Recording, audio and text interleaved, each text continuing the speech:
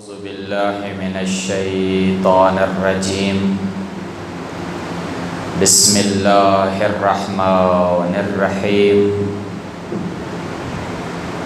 الحمد لله رب العالمين،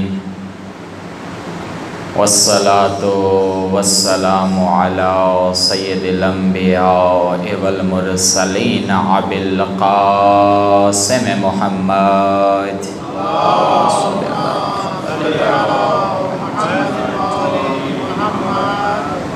وآلہ الطیبین الطاہرین المعصومین.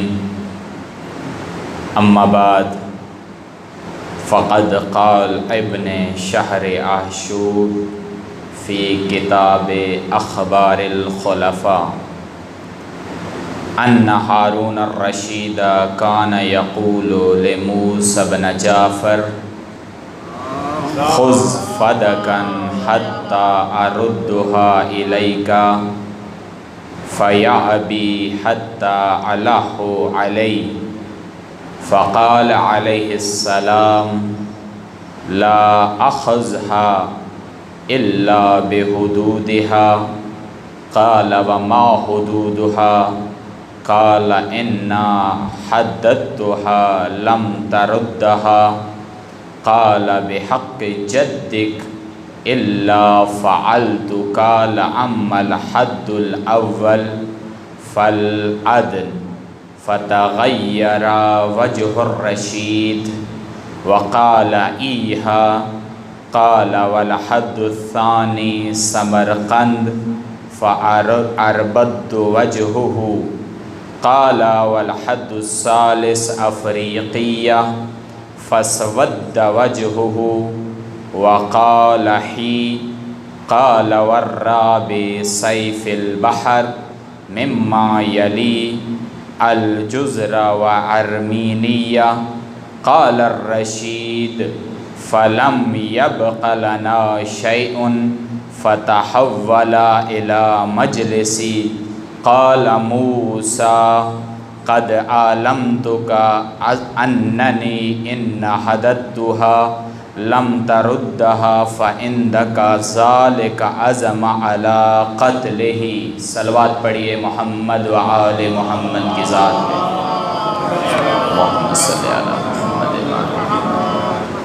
اپنی عبادات کی قبولیت کے لیے، گناہوں کی مغفرت کے لیے، ان مجالس سے عزا کی قبولیت کے لیے بآواز بلند صلوات. اللہم صلی علی محمد. خداوند تبارک و تعالی نے انسان کی ہدایت کے لیے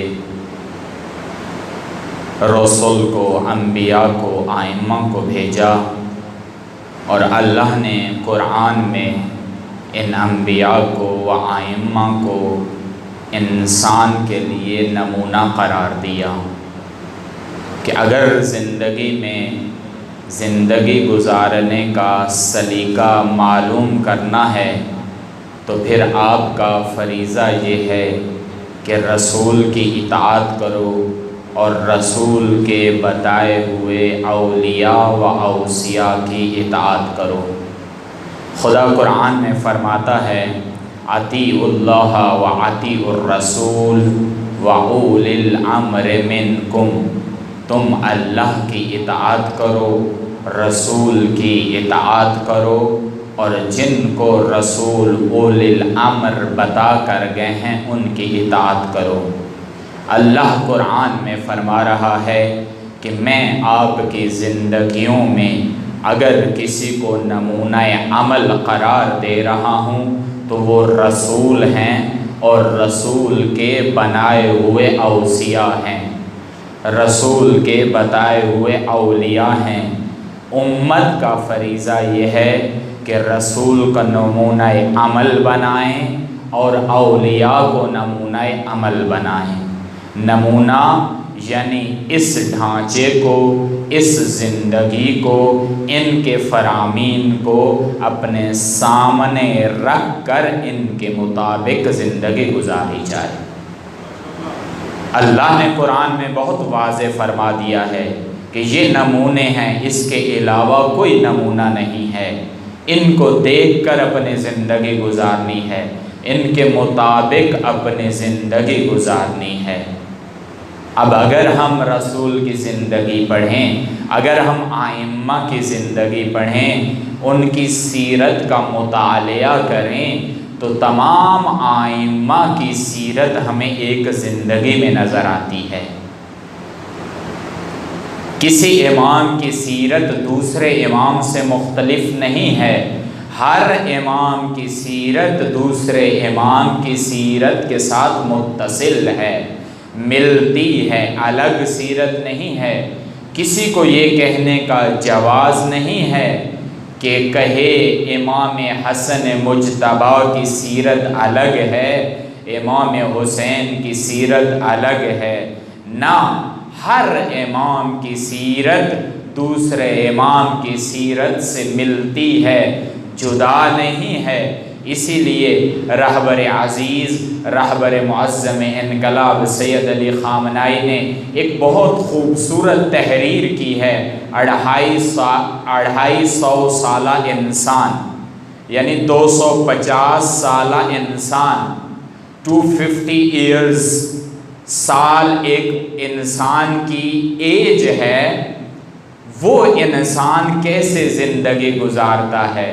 انہوں نے اس کتاب کے اندر پہلے امام سے لے کر آخری امام تک ائمہ کی سیرت بیان کی، اور ان کو فرد واحد، ایک فرد مانا کہ کیسے انہوں نے یہ سیرت گزاری ہے، کیسے یہ زندگی گزاری ہے۔ اور انہوں نے اس کتاب میں ثابت کیا ہے کہ ہر امام کی سیرت دوسرے امام کی سیرت سے الگ نہیں ہے، بلکہ ہر ایک کی سیرت دوسرے کی سیرت سے ملتی ہے، متصل سیرت ہے۔ تو یہ نمونہ عمل ہے۔ ہم نے جو زندگیاں گزارنی ہیں، ہم نے جو سلیقہ سیکھنا ہے زندگی گزارنے کا، وہ ائمہ سے سیکھنا ہے، ان کو نمونہ عمل بنانا ہے، ان کو رول ماڈل بنانا ہے، اس رول ماڈل کے تحت زندگی گزارنی ہے۔ اب اگر ہم ایک چیز کا مطالعہ کریں اور دیکھیں کہ ائمہ کی زندگی میں کچھ صفات مشترک ہیں، کہ ہر امام کی زندگی میں وہ صفت ہمیں مل جاتی ہے، ہر امام کی زندگی میں 2 صفات علماء نے بیان کی ہیں کہ مشترک صفات ہیں، کسی امام نے ان 2 صفات سے اپنی زندگی کو خالی نہیں رکھا، ہر امام ان صفات میں موجود ہے۔ پہلی صفت علماء کرام ذکر فرماتے ہیں کہ خوف خدا، عبودیت الہی، بندگی خدا۔ ہر امام کی آپ زندگی کا مطالعہ کر لیں، یہ ایک ایسی صفت ہے جو پہلے امام سے آخری امام کی زندگی میں ملے گی۔ کوئی امام بھی اس صفت سے عاری نہیں ہے، کوئی امام بھی اس صفت سے خالی نہیں ہے۔ ہر امام عبودیت الہی میں اوج کے مقام پر پہنچا ہے۔ ہر امام اللہ سے اس قدر خوف کھاتا ہے، اس قدر خوف کھاتا ہے کہ جب اللہ کی بارگاہ میں امام آتے ہیں، سجدہ ریز ہوتے ہیں، تو اتنا گڑ گڑاتے ہیں، اتنا روتے ہیں، اتنا آنسو بہاتے ہیں کہ دیکھنے والا تصور کرتا ہے کہ آیا امام زندہ بھی رہیں گے یا اللہ کی جانب روانہ ہو جائیں۔ کتنا خوف ہے امام کی زندگی میں، قلب ہمیشہ اللہ کی جانب متوجہ ہے، اللہ سے غفلت نہیں ہے، ہمیشہ اللہ کی جانب متوجہ۔ اور آج کی یہ مجلس چونکہ حضرت امام موسیٰ کاظم علیہ السلام سے منسوب ہے، آج کا دن جو گزرا ہے یہ ولادت کا دن تھا امام کی، اور امام سے مخصوص مجلس ہے۔ کوشش کرتے ہیں کہ امام کی سیرت اس مجلس میں آپ کی خدمت میں عرض کی جائے، اور عزا کے ایام بھی ہیں، تو ہم شب میں، اگلے دن کی شب میں داخل ہو گئے ہیں، تو اس لیے مجلس کے اختتام پہ کچھ مصائب بھی ذکر کر دیے جائیں گے۔ امام موسیٰ کاظم علیہ السلام کی زندگی میں اگر اس صفت کا مطالعہ کریں، اس صفت کو دیکھیں کہ امام کس قدر اللہ سے خوف کھاتے ہیں، امام کس قدر بندگی خدا انجام دیتے ہیں، تو انسان تصور نہیں کر سکتا جیسے سیرت امام کی ہمیں ملتی ہے۔ آپ دیکھیں امام کا زمانے کا مطالعہ کریں، امام کے اکثر ایام، زیادہ ایام، بہت زیادہ ایام امام کے قید کی حالت میں گزرے ہیں۔ امام زندان میں موجود ہوتے تھے، لیکن اگر آپ تاریخ کا مطالعہ کریں، امام قید میں موجود ہو کر بھی ہمیشہ اللہ کی بارگاہ میں سجدہ ریز رہتے تھے، ہمیشہ عبودیت خدا میں موجود رہتے تھے۔ اور آپ کو ایک بات معلوم ہوگی کہ بار بار امام کا قید خانہ تبدیل کر دیا جاتا تھا، ایک قید خانے میں امام کو نہیں رکھا جاتا تھا، کبھی بصرہ ہیں، کبھی بغداد ہیں، کبھی کسی اور مقام پہ قید خانے کو تبدیل کر دیا جاتا ہے۔ آپ سوال کریں علماء سے کہ امام کا قید خانہ کیوں تبدیل کیا جاتا ہے، امام کو بار بار ایک زندان سے نکال کر دوسرے زندان میں کیوں ڈالا جاتا ہے؟ تو اس کا سبب دو اسباب ہیں کہ امام کو کیوں بار بار قید خانے سے نکال کر دوسرے قید خانے میں ڈالا جاتا۔ پہلا سبب یہ ہے کہ امام جس قید خانے میں جاتے تھے وہاں کے قیدی امام سے اتنا متاثر ہو جاتے کہ امام کی سیرت پر عمل کرنا شروع کر دیتے تھے، اور دشمن اتنا خبیث تھا، اتنا لعین تھا، اتنا پست تھا کہ وہ خوف کھاتا تھا کہ کیوں لوگ سیرت امام پر چل رہے ہیں۔ یہ پہلی وجہ تھی، یہ پہلا سبب تھا۔ اور دوسرا سبب کہ ہر قید خانے میں، ہر زندان میں الگ الگ امام کو تکالیف دی جاتی تھی، الگ الگ امام کو مصائب دیے جاتے تھے، اور یہ دشمن ہارون یہ چاہتا تھا کہ امام کو زیادہ سے زیادہ مصیبت میں ڈالا جائے، امام کو زیادہ سے زیادہ مصائب میں ڈالا جائے، امام کا قید خانہ تبدیل کر دیا جاتا۔ یہ پہلی صفت امام میں واضح موجود ہے کہ امام بندگی خدا کا اعلیٰ نمونہ ہے، امام عبودیت خدا کا بہترین نمونہ ہے، امام اللہ کا بندہ ہونے کا اعلیٰ مقام کے اوپر فائز ہے۔ اور دوسری صفت جو ہر امام میں مشترک ہے وہ ہے غریب اور فقراء لوگوں کی مدد کرنا، ہمیشہ غریبوں کے ساتھ تعاون کرنا، انہیں اپنے حال پہ نہ چھوڑنا، یتیموں کو اپنے حال پہ نہ چھوڑنا، بلکہ ان کے ساتھ تعاون کرنا، ان کی مدد کرنا۔ اور یہ صفت ہمیں ہر امام کی زندگی میں نظر آتی ہے۔ پھر ایک بات جو ہر ائمہ کی زندگی میں ہمیں مزید نظر آتی ہے وہ ہے کہ ہر امام کو شہید کیا گیا۔ آپ کا اور میرا کوئی امام ایسا نہیں ہے جو طبعی موت مرا ہو، بلکہ ہر امام کو شہید کیا گیا۔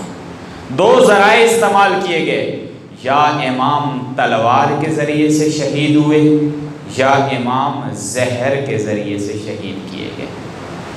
کوئی امام اللہ کو طبی موت نہیں مرا، بلکہ تلوار کے زخم سے یا زہر کے مصیبت سے امام اللہ کو پیارے ہو گئے۔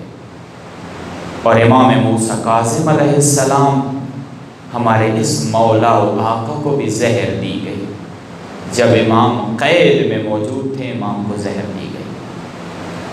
ہر امام کو کیوں شہید کیا گیا؟ کیا وجہ بنی کہ امام کو شہید کیا جاتا؟ پہلے امام سے آخر امام تک 11ویں مولا و آقا تک مطالعہ کیجیے، ہر امام کو شہید کیا گیا۔ کیا وجہ بنتی تھی؟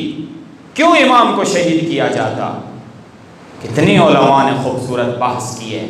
فرمایا ہر امام کو اس لیے شہید کیا جاتا کہ کوئی امام بھی حکومت وقت پر راضی نہیں ہوتا تھا، حکومت وقت کا ساتھ دینے کے لیے تیار نہیں ہوتا تھا، حکومت وقت کو قبول کرنے کے لیے تیار نہیں ہوتا تھا، حکومت وقت کی بیعت کرنے کے لیے تیار نہیں ہوتا تھا۔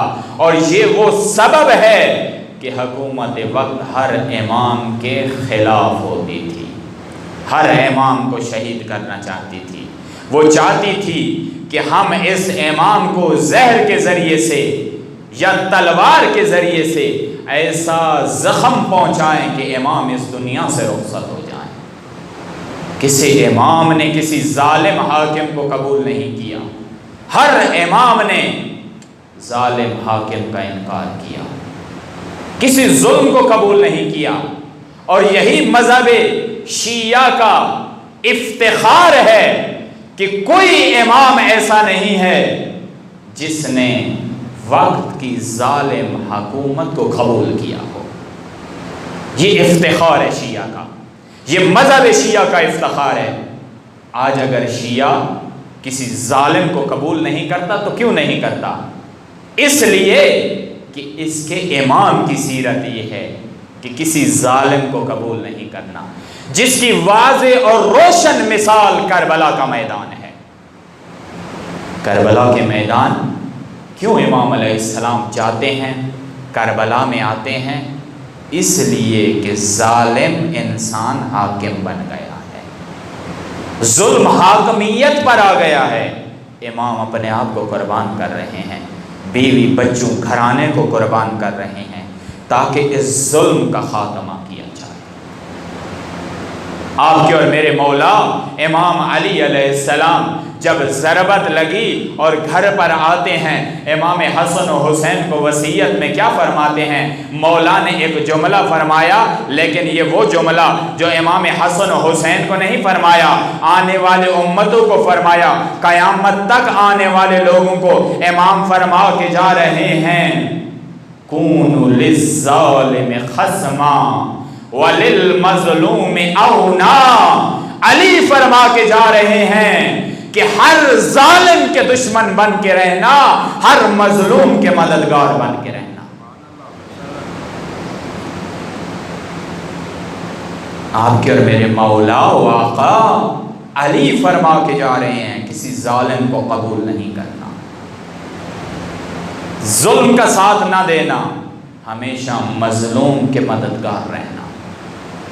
ظلم یعنی جب انسان حدود خدا کو توڑنا شروع کر دے، حد خدا کو توڑتا ہے جو انسان، یہ ظالم کہلاتا ہے۔ اللہ نے حد مقرر کر دی ہے، اس حد سے نکلنا نہیں ہے، اس حد سے تجاوز نہیں کرنا۔ اب یہ انسان حدود کو تجاوز کر رہا ہے، حدود سے نکل رہا ہے۔ پھر مولا فرما رہے ہیں کونوا للظالم خصما وَلِلْمَظْلُومِ اونا۔ ظالم کے دشمن بننا، مظلوم کے مددگار بننا، اور یہی سیرت ہے ہمارے ہر امام کی۔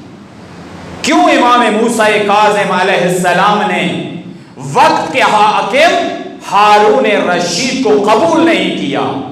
کیونکہ یہ ظالم تھا، یہ ظلم کرتا تھا۔ امام قبول نہیں کرتے، امام اس کے ہاتھ پر بیعت کرنے کے لیے تیار نہیں، امام اس سے ملاقات کے لیے تیار نہیں ہے۔ تم امام کو جتنے شکنجوں میں ڈال لو، کتنے مصیبتیں امام پر آئی ہیں، لیکن امام مصیبتیں جھیلتے رہے، قبول نہیں کیا، راضی نہیں ہوئے ہارون پر، امام کو قبول نہیں ہے۔ کیوں؟ کیونکہ ظالم ہے، ظلم کر رہا ہے، حد خدا کو توڑ رہا ہے، تجاوز کر رہا ہے۔ جب حد خدا کو توڑا جا رہا ہے، امام قبول نہیں کرتے۔ جب امام نے قبول نہیں کیا، اب دشمن جب لائن ہوتا ہے نا، پست ہوتا ہے۔ آج بھی دشمن کتنا پست ہے، پس تو دشمن کا ہتھیار کیا ہوتا ہے؟ پس دشمن کیا کرتا ہے؟ کیا حربہ استعمال کرتا ہے؟ خوب دشمن طاقتور ہو کر پست ہوتا ہے۔ پس دشمن کیا کرتا ہے؟ جب کسی کو شکست نہ دے سکے، جب کسی کی سیرت کو شکست نہ دے سکے، جب کسی کے اعمال کو شکست نہ دے سکے، تو یہ پست دشمن کیا کرتا ہے؟ اس کے پاس آخری حربہ اس انسان کا قتل ہوتا ہے، اس انسان کو دنیا سے ختم کرنا ہوتا ہے۔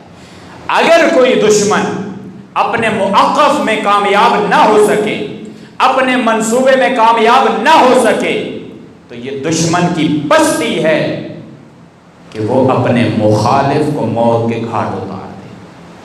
اور جب بھی کوئی دشمن اپنے مخالف کو موت کے گھاٹ اتارتا ہے، یہ دشمن کی پستی ہے اور اس کی کامیابی ہے جو موت کو گلے لگا رہا ہے، یہ اس کی کامیابی ہے۔ آج کا دشمن جب میدان میں آتا ہے کیا کرتا ہے؟ یہ آخری حربہ اپناتا ہے کہ شیعہ کو قتل کرو، شیعہ کو مارو، مومن کو ختم کرو۔ کیوں ختم کرو؟ کیا ہو گیا؟ وجہ کیا ہے؟ تمہاری پستی ہے، تم نظریے میں اسے شکست نہیں دے سکے ہو، اب تم چاہتے ہو کہ اس کا وجود دنیا میں نہ رہے۔ یہ تمہاری پستی ہے، یہ تمہاری پست ہونے کی علامت ہے۔ تم دھمکی دیتے ہو، یہ پست ہونے کی علامت ہے۔ امام موسیٰ کاظم کو سب سے پہلے دشمن نے قید کیا، شکنجے دیے، کتنے شکنجے دیے۔ اس قدر مصیبتیں ہیں امام موسیٰ کاظم کی کہ انسان تصور نہیں کر سکتا۔ امام علیہ السلام جب بصرہ کے زندان میں تھے، ایک بار صلوات پڑھ لیں محمد وآلہ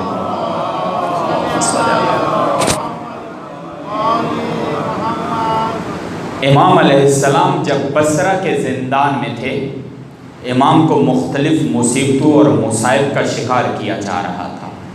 امام پر شدید اذیتیں ڈالی جا رہی تھی، لیکن امام نے ایک اذیت بیان کی ہے، عجیب اذیت ہے اس زندان کی۔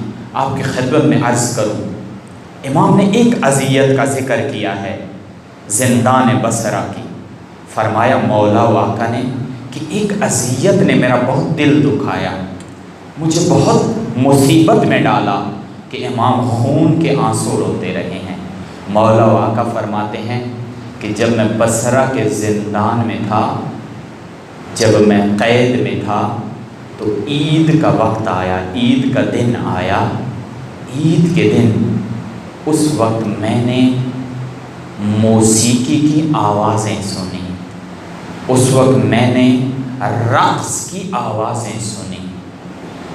امام فرماتے ہیں جب یہ موسیقی کی آواز میرے کان تک آئی، اس نے مجھے بڑی تکلیف دی، اس نے مجھے شدید تکلیف دی۔ مولا فرماتے ہیں موسیقی اور موسیٰ کاظم بہت تکلیف دیتی ہے، بہت تکلیف دی ہے۔ جب رقص کی آواز مولا نے سنی، مولا کو شدید تکلیف پہنچی، اتنی تکلیف پہنچی کہ مولا نے اس تکلیف کو بیان کر دیا۔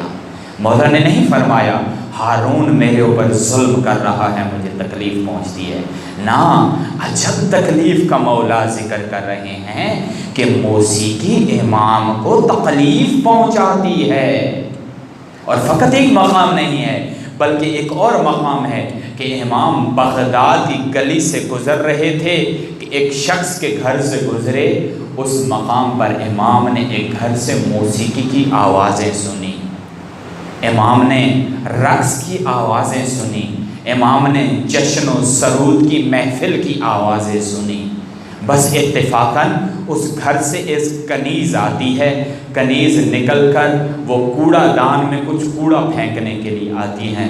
مولا اس کنیز کی جانب متوجہ ہو کر فرماتے ہیں اے کنیز مجھے ایک بات تو بتا کہ جس گھر سے تو آ رہی ہے اس گھر کے رہنے والا فرد آیا غلام ہے یا آزاد ہے؟ توجہ ہے آپ کی، آیا غلام ہے یا آزاد ہے؟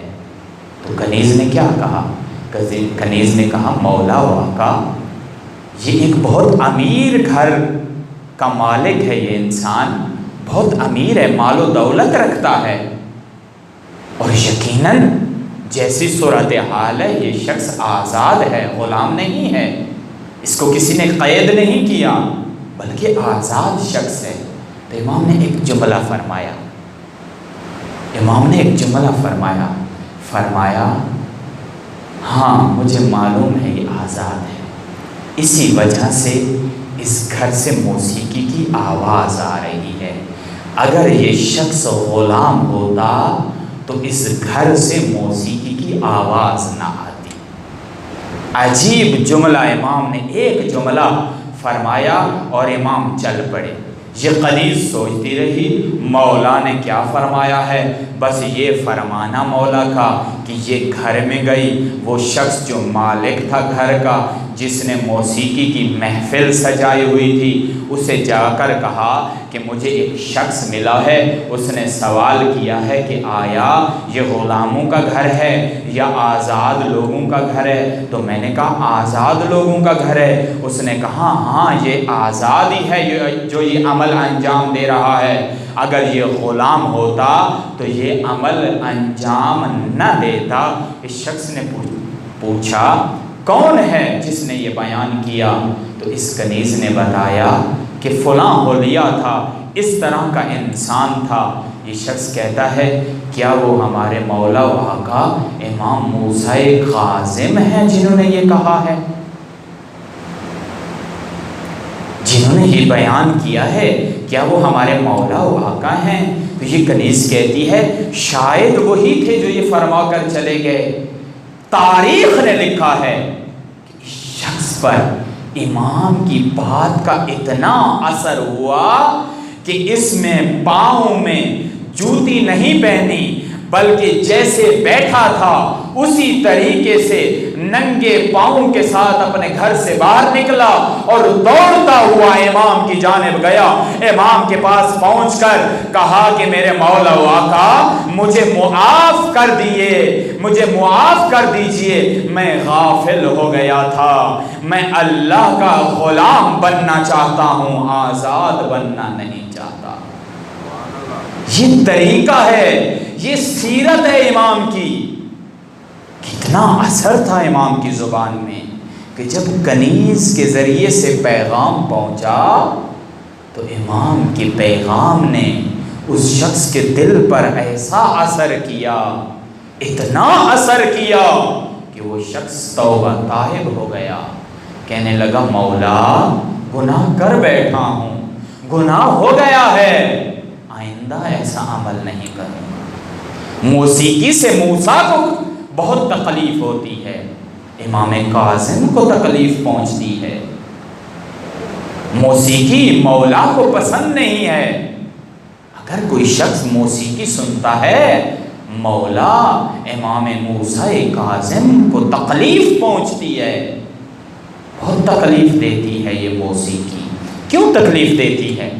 اس لیے کہ جو شخص موسیقی میں مبتلا ہو جاتا ہے، اس موسیقی کا پہلا اثر جو انسان کے قلب پر ہوتا ہے وہ یہ ہے کہ انسان کا دل سخت ہو جاتا ہے، اور جب انسان کا دل سخت ہو جائے وہ نصیحت خدا کو قبول کرنے کے لیے تیار نہیں ہوتا، وہ امام کی بات پر عمل کرنے کے لیے تیار نہیں ہوتا، اس پر امام کی بات اثر نہیں کرتی۔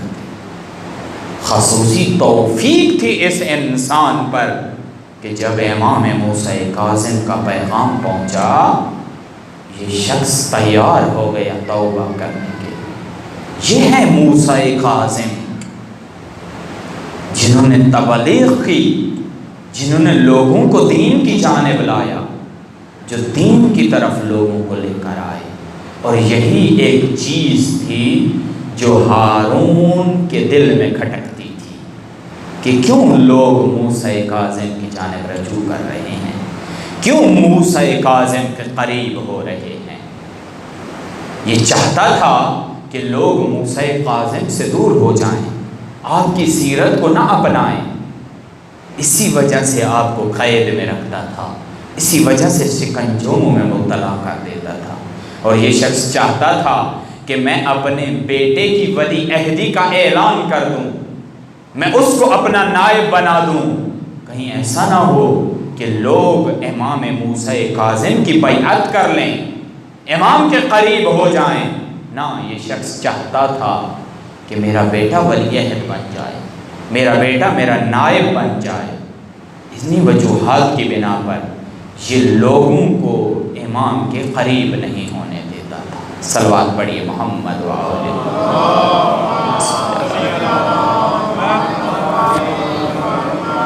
ایک اور نمونہ امام کی زندگی سے، امام کی سیرت سے توجہ رکھیے گا۔ امام چونکہ پست تھا، چاہتا تھا امام کا کوئی منفی پہلو مجھے مل جائے، نعوذ باللہ، کوئی امام کا ایسا پہلو مجھے مل جائے جس کے ذریعے سے میں امام کو بدنام کر سکوں، جس کے ذریعے سے میں عوام کو امام کے خلاف کر سکوں۔ اب ایک واقعہ ملتا ہے کہ جب امام علیہ السلام قید میں تھے، اس شخص نے منصوبہ بنایا، ہارون نے، جو حکومت پر فائز تھا، جو ظالم حاکم تھا، اس نے منصوبہ بنایا کہ امام کو بدنام کیا جائے، امام کا کوئی منفی پہلو ڈھونڈا جائے۔ اس نے زمانے کی خوبصورت ترین عورت کا انتخاب کیا۔ انتخاب کرنے کے بعد اس نے اس عورت کو ایک ہدف دیا کہ تم نے امام علیہ السلام کو کھانا پیش کرنا ہے زندان میں، اور امام علیہ السلام کو اپنی جانب متوجہ کرنا ہے۔ یہ اس کا ہدف تھا۔ اس نے پیسہ، اشرفیاں، دینار دے کر اس خاتون کو تیار کیا۔ اب سیرت کا مطالعہ کریں، کیا سیرت ہے امام کی۔ اس بات پر بے معمور تھی یہ عورت، یہ خاتون، امام علیہ السلام جب زندان میں موجود تھے، رات کے اندھیرے میں، تاریک زندان میں، اس عورت کو حکم ملتا ہے کہ اب تم کچھ چیزیں لے کر، کھانا لے کر امام کے زندان میں چلی جاؤ۔ یہ کنیز، یہ عورت، یہ خاتون کھانا لے کر امام کی جانب چلتی ہے۔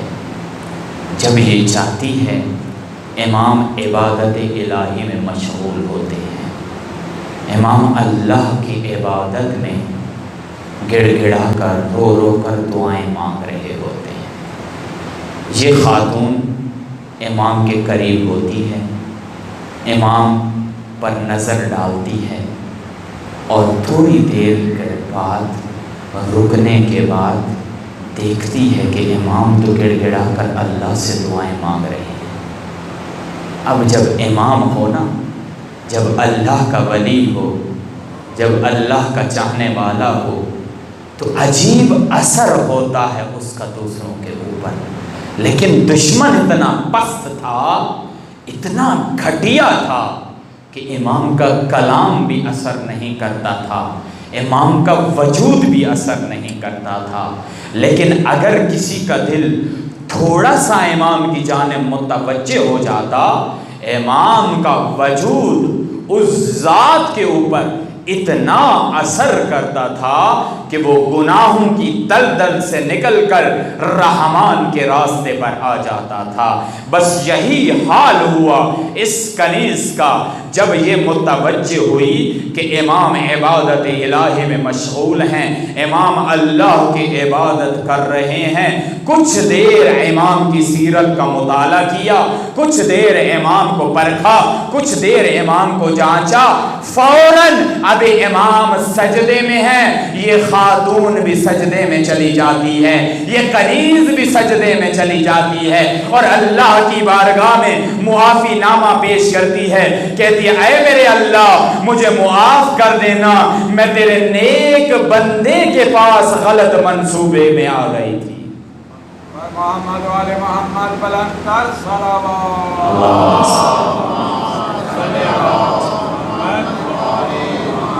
عجب اثر ہے امام کی زندگی کا، تصور کیجئے لے جائیے اپنے آپ کو اس مقام پہ کہ امام جب وجود میں ہوں تو کیا اثر ہوتا ہے۔ امام تقوی کے اعلیٰ مقام پر ہوتے ہیں۔ جب کسی امام میں اتنا تقوی ہوتا ہے تو وہ اثر کرتا ہے دوسروں کے وجود پر، وہ امام اثر کرتا ہے۔ اور یہ امتحان تھے امام کے، یہ تقوی کا امتحان تھا، عبودیت کا امتحان تھا۔ امام متوجہ نہیں ہوئے، امام تقوی میں موجود رہے، امام نے نگاہ نہیں کی، غیر محرم کی طرف نگاہ نہیں کی، نامحرم کی جانب نگاہ نہیں کی۔ یہی تو امام کا امتحان تھا کہ اب جب امام عبادت الہی میں ہیں تو آیا نامحرم کی جانب متوجہ ہوتے ہیں یا نہیں ہوتے؟ جب امام متوجہ نہیں ہوئے تو پھر اللہ نے اس کنیز کا قلب پلٹ دیا، اب وہ بھی اللہ کی بارگاہ میں آ گئی، اب وہ بھی امام کی بارگاہ میں آ گئی۔ اور یہی ہوتا ہے جب انسان تقوی کی اعلیٰ منازل پر قائم ہو پھر خدا اس کا امتحان لیتا ہے۔ جب وہ امتحان میں کامیاب ہو جائے پھر اسے خدا قرآن میں ذکر کر دیتا ہے۔ قرآن میں اللہ نے ایک خوبصورت واقعہ ذکر کیا ہے، فرمایا ہم نے یوسف کا تقوی کا امتحان لیا، یوسف کا تقوی کا امتحان لیا، یوسف کی عبودیت کا امتحان لیا، یوسف کو ہم نے پرکھا کہ آیا یوسف اللہ کے عبد ہیں یا نہیں ہیں، یہ تقوی کے اعلیٰ مقام پر موجود ہیں یا نہیں ہیں۔ یوسف ایک میدان میں موجود ہیں، اب منصوبہ دشمن کا یہ ہے کہ یوسف کو ایک ایسے مقام پر لایا جائے جہاں پر دشمن اپنا مفاد حاصل کر لے۔ یوسف کو ایک بند کمرے میں لایا گیا، بند کمرہ بھی ایسا جس کا ایک تالا نہیں ہے، تاریخ نے لکھا ہے اس کمرے کے 7 تالے ہیں، الگ الگ دروازوں کو تالا لگا دیا گیا ہے۔ اب دشمن بھی کمرے میں ہے، یوسف بھی کمرے میں ہیں، عورت بھی کمرے میں ہے، یوسف بھی کمرے میں ہیں۔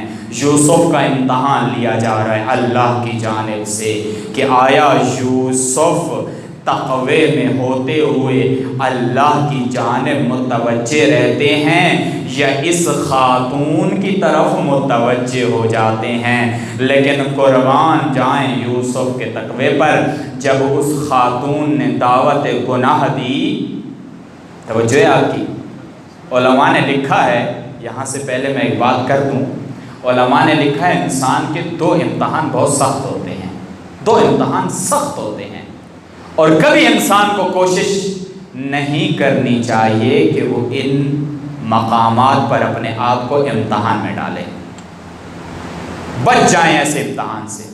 2 امتحان، پہلا مال و دولت کے ذریعے سے جس شخص کا امتحان لیا جائے، کسی شخص کو مال و دولت کا لالچ دو اور اسے کہو آپ میرے لیے فلاں کام کر دو، وہ کر دے گا، اگر باتقوی نہیں ہے کر دے گا، اگر اللہ کو یاد نہیں کرتا کر دے گا، اور اگر باتقوی ہے تو دولت کو ٹھکرا دے گا، مال کو ٹھکرا دے گا، کہے گا مجھے مال کی ضرورت نہیں ہے لیکن میں شریعت کے قوانین پر پابند رہوں گا۔ یہ پہلا۔ دوسرا مقام فرمایا عورت کے ذریعے کسی شخص کا امتحان لیا جائے، یہ سخت امتحان ہے، مشکل ہے، ولی خدائی ہوگا جو اس امتحان سے نکل جائے گا، ورنہ عورت سے جس شخص کا امتحان لیا جائے وہ نہیں بچتا، وہ اس کے قبضے میں آ جاتا ہے، وہ اس کی قدرت میں آ جاتا ہے، وہ گناہ کر بیٹھتا ہے۔ اسی لیے کہا گیا ہے کبھی مال کے امتحان میں اپنے آپ کو نہ ڈالنا، کبھی عورت کے امتحان میں اپنے آپ کو نہ ڈالنا، یہ مت کہنا میں بہت پاک و پاکیزہ ہوں، عورت کے درمیان میں چلا جاؤں، خواتین کے درمیان میں چلا جاؤں، مجھے کچھ نہیں ہوتا۔ نہ روایات یہ کہتی ہیں کہ یہ اتنا سخت امتحان ہے کہ انسان گناہ کر بیٹھتا ہے۔ کبھی نامحرم کے نزدیک مت جانا، نامحرم کی طرف نگاہ نہ کرنا، مت کہنا کہ مجھے کچھ نہیں ہوتا۔ یہ سخت امتحان ہے، یہ دو امتحان سخت ہیں۔ اللہ نے یوسف کا امتحان ایک عورت کے ذریعے لیا، ایک خاتون کے ذریعے لیا کہ آیا یوسف تقوی کی بلندی پر ہیں یا نہیں ہیں۔ اب کمرہ ہے، یوسف ہے، عورت ہے، کوئی دیکھنے والا نہیں ہے، کوئی سننے والا نہیں ہے، سب خاموشی ہے، دعوت گناہ دی جا رہی ہے۔ قرآن کہہ رہا ہے دعوت گناہ دی جا رہی ہے۔ یوسف کو کہا جا رہا ہے یوسف کوئی دیکھنے والا نہیں، گناہ کر دیجئے، غلط فعل انجام دیجئے۔ یوسف نے اس مقام پر سوچا کہ مجھے دیکھنے والا اگر کوئی نہیں ہے ظاہری طور پر تو میرا اللہ مجھے دیکھ رہا ہے، میرا خدا مجھے دیکھ رہا ہے، میں نے گناہ نہیں کرنا۔ یوسف نے اپنے قلب کو اللہ کی جانب متوجہ کیا، خدا کی جانب متوجہ کیا اور فرمایا اے میرے اللہ، راستے بند ہیں، دروازے بند ہیں، یوسف کو گناہ کی دعوت دی جا رہی ہے۔ اے میرے اللہ، اگر تو نے میری مدد نہ کی تو یوسف کہاں جائے گا؟ میرے خدا، یوسف تجھ سے شیطان مردود کی پناہ مانگتا ہے۔ جب یوسف نے اپنے قلب کو اللہ کی جانب متوجہ کیا تو پھر قرآن نے لکھا ہے یوسف اس دروازے کی طرف جاتے ہیں جس دروازے کو تالا لگا دیا گیا ہے۔ یوسف کو معلوم ہے دروازے کو تالا لگایا ہے، لیکن اللہ کی ذات پر اتنا بھروسہ ہے، اتنا یقین ہے کہ یوسف گناہ سے بچنے کے لیے جب دروازے کی جانب جائے گا تو اللہ ضرور مدد کرے گا۔ یوسف دروازے کی طرف گئے، اللہ نے دروازہ کھلوا دیا۔ یوسف اگلے دروازے کی طرف گئے، دروازے کھلتے گئے، دروازے کھلتے گئے، سب دروازے کھول دیے گئے اور یوسف نے اپنے آپ کو گناہ سے بچا لیا۔ یوسف گناہ سے باہر آ گئے۔ کب یوسف گناہ سے باہر آئے؟ جب یوسف اللہ کی جانب متوجہ ہوئے۔ نقطہ ذہن میں رکھیے گا، کب انسان گناہ سے بچتا ہے؟ جب انسان کا قلب اللہ کی جانب متوجہ ہو جاتا ہے۔ آپ کے اور میرے مولا امام قید کی حالت میں ہیں، اپنے قلب کو اللہ کی جانب متوجہ کیا ہے۔ قلیز آئی ہے، عورت آئی ہے تاکہ امام کو گناہ کی دعوت دے، لیکن امام جب اس قلیز کی جانب متوجہ نہیں ہو رہے، امام نے اپنے قلب کو اللہ کی طرف متوجہ کیا ہے تو خدا نے اس خاتون کا دل بھی گناہ کی دلدل سے پلٹ کر اللہ کی عبودیت میں لا دیا۔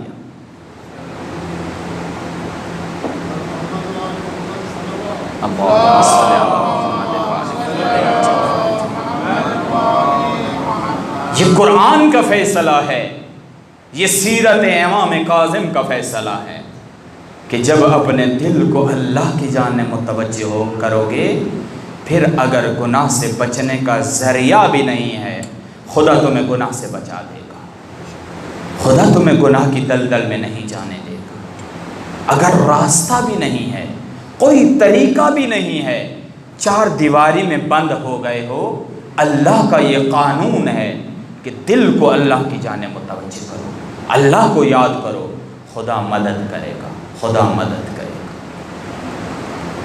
بہت کچھ کہنے کو ہے امام کی سیرت پر، بہت کچھ کہنے کو ہے۔ ابھی کافی ایک طولانی بحث ہے اس سیرت کی، آگے بھی ایک دو جو امام علیہ السلام کی سیرت سے ہمیں ملتی ہیں، لیکن ایک حدیث بیان کروں چونکہ وقت ختم ہو رہا ہے اور مصائب کے جملے آپ کی خدمت میں عرض کریں گے، اجازت چاہیں گے۔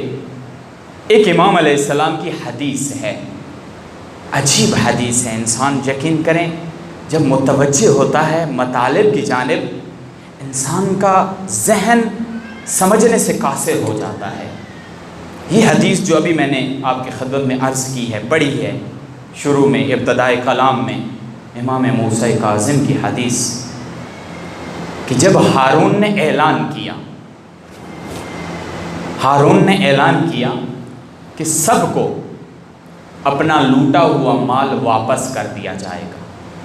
جس کا مال جس نے لوٹا ہے، حکومت وقت ہارون کی حکومت اس کو وہ مال واپس کر دے گی۔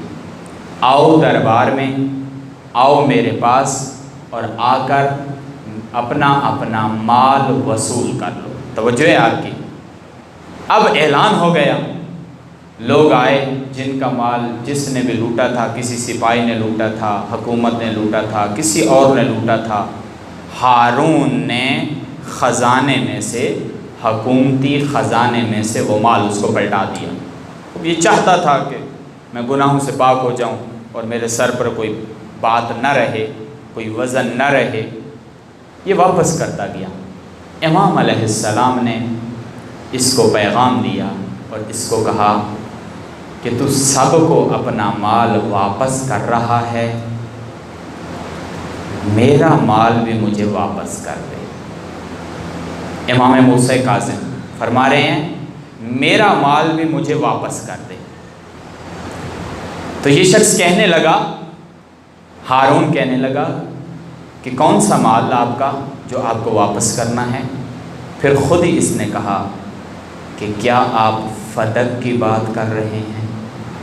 جو فدق لوٹا گیا ہے، کیا آپ اس کی جانب متوجہ کر رہے ہیں؟ اور آپ کہہ رہے ہیں کہ آپ کو فدق واپس کر دیا جائے۔ توجہ، میرے پاس تمہید باندھنے کے لیے وقت نہیں ہے۔ امام علیہ السلام نے فرمایا ہاں میں فدق کی بات کر رہا ہوں، مجھے فدق چاہیے۔ اس نے کہا خوب، آپ فدق کے بارے میں بتائیے، ہم آپ کو فدق دے دیتے ہیں۔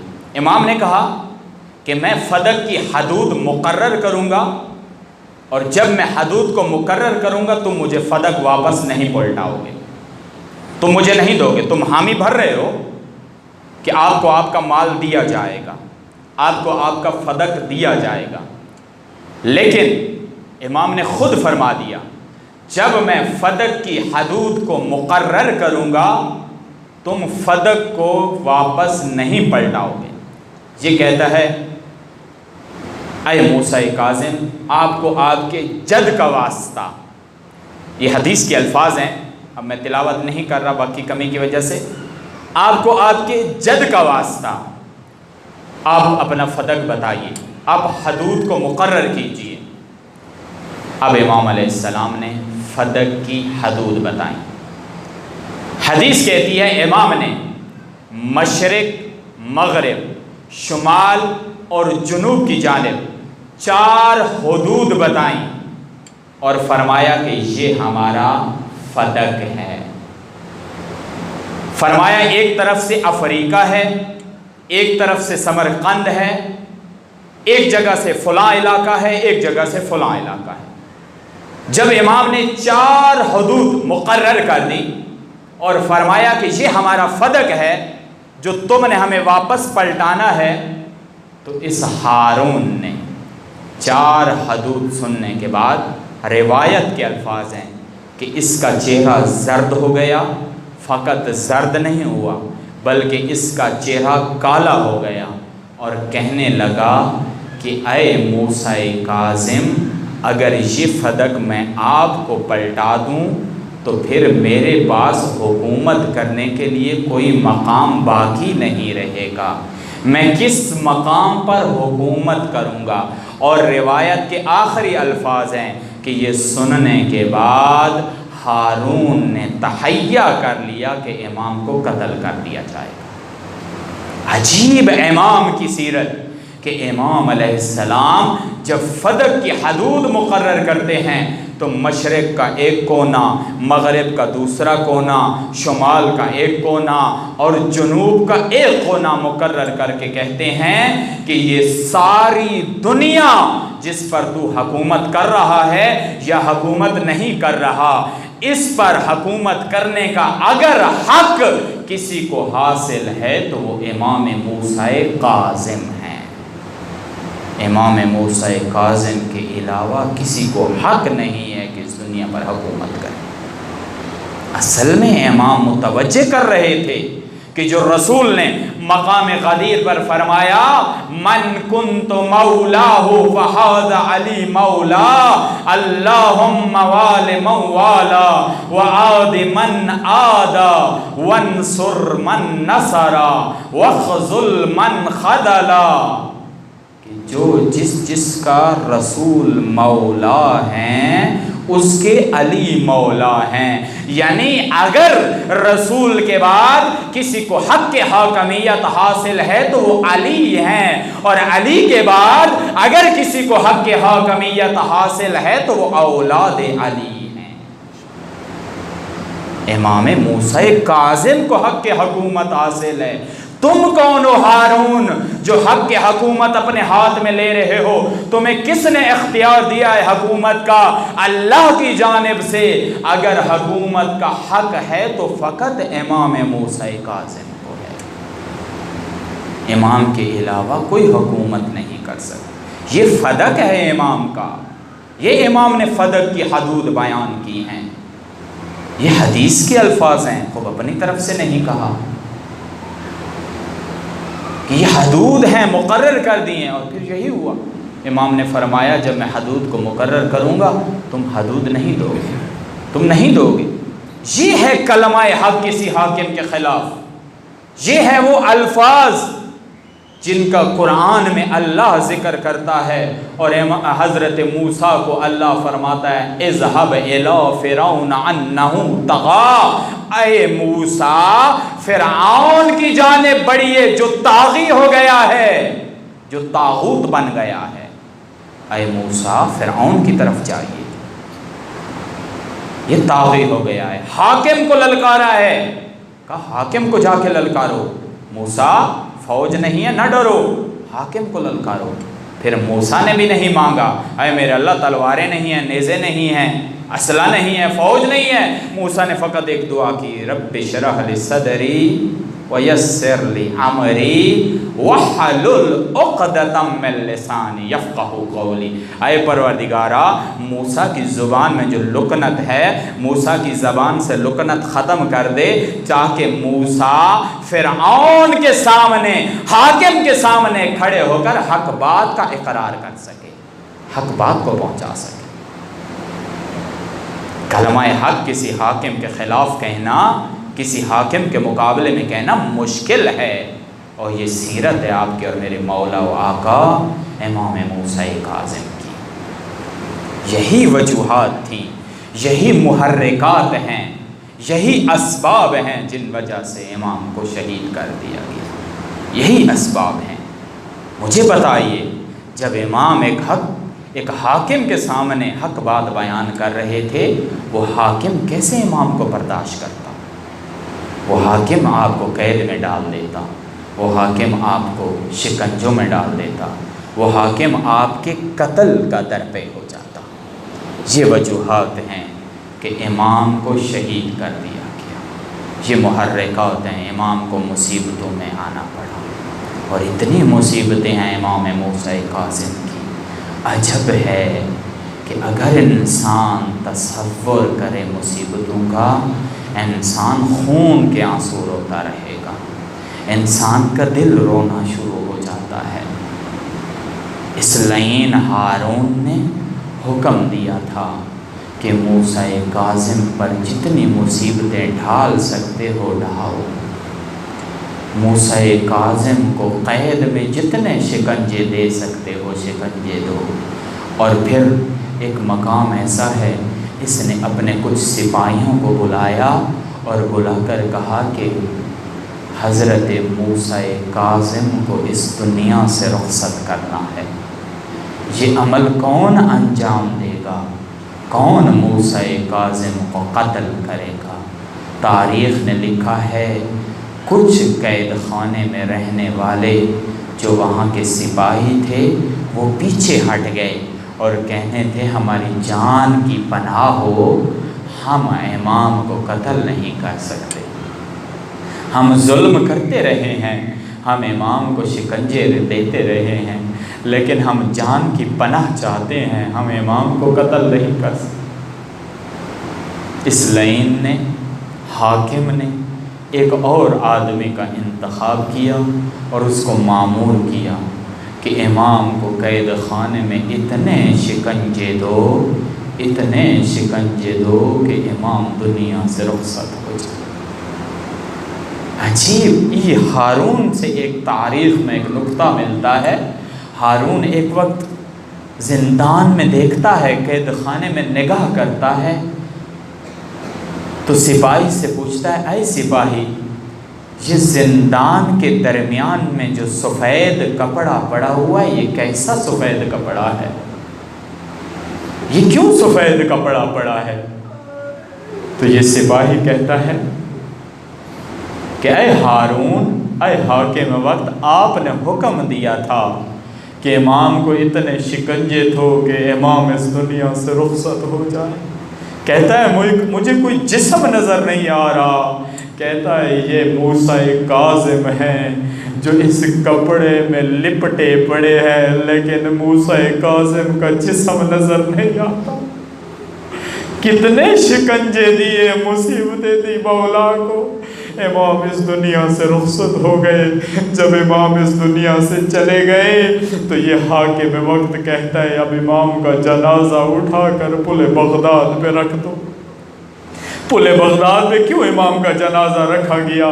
اس لیے رکھا گیا کہ اس نے اعلان کیا کہ امام کو ہم نے شہید نہیں کیا بلکہ امام خود دنیا سے چلے گئے۔ تاریخ نے لکھا ہے اس وقت کے لوگ آتے، مولا کے چہرے سے کفن اٹھاتے، کپڑا اٹھاتے، دیکھتے مولا کا چہرے پر کوئی زخم نہیں ہے، کہتے ہاں مولا کو حاکم وقت نے شہید نہیں کیا، مولا خود شہید ہو گئے، خود دنیا سے چلے گئے۔ قربان جاؤں موسیٰ کاظم، آپ کا جنازہ پل بغداد پر 3 دن پڑا رہا۔ آپ کے جد کربلا کے میدان میں جب شہید ہو جاتے ہیں ان کو بھی دفن کرنے والا کوئی نہیں تھا، ان کو کفن پہنانے والا کوئی نہیں تھا، آپ کو دفن کرنے والا کوئی نہیں تھا۔ یہ لعین جب 11 محرم کو قافلے کو روانہ کرتے ہیں نا تو شہداء کے لاشیں پڑے ہیں کربلا کی سرزمین پر، حسین کا لاشا کربلا کی سرزمین پر پڑا ہے۔ یہ لعین بیویوں کو قید کر کے جب کوفہ کی جانب روانہ کرتے ہیں، ایک مرتبہ بیویاں جناب زینب کی قیادت میں امام سجاد کے پاس آ کر کہتی ہیں مولا ایک مرتبہ ان لعینوں سے اجازت لے کر دے دیجئے، ہم اپنے لاشوں کی زیارت کرنا چاہتی ہیں، ہم اپنے شہیدوں کی زیارت کرنا چاہتی ہیں۔ امام سجاد نے اجازت لی۔ جب مولا کو اجازت ملی نا تو ایک راوی روایت کرتا ہے مولا نے بیویوں کو فرمایا جاؤ اپنے اپنے شہیدوں کی زیارت کر لو۔ جب شہداء کی زیارت کی اجازت ملی، ہر بی بی کربلا کی سرزمین پر اپنے شہید کے لاشے پر جا کر بیان کرتی ہے ہماری چادریں لوٹ لی گئی، ہمیں تماچے مار دیے گئے۔ راوی کہتا ہے میں نے دیکھا ایک بی بی ہے کربلا کی سرزمین پر ایک لاش کے ٹکڑے اپنے ہاتھوں پر اٹھا کر اللہ کی جانب متوجہ ہو کر کہہ رہی ہے اللہم تقبل منا ھذا القربان، پروردگارا زینب کی اس قربانی کو قبول فرمانا، زینب کی اس قربانی کو قبول فرمانا۔ فقط اتنا نہیں، اس کے بعد بیویوں کو لایا گیا، بیویوں کو اونٹوں کے اوپر سوار کیا گیا۔ عجیب مظالم ہے کربلا کے بعد۔ زینب کبریٰ ایک روایت فرماتی ہے مجھے جس اونٹ کے اوپر سوار کیا گیا وہ بغیر پالان کے اونٹ تھا۔ جب مجھے اونٹ پر بٹھایا گیا میرے ہاتھوں کو قید کیا گیا، میرے ساتھ اور بیویوں کو بھی بٹھایا گیا۔ نہ جانے زینب نے کربلا سے کوفہ تک کیسے سفر کیا ہوگا۔ الا لعنت اللہ علی قوم الظالمین۔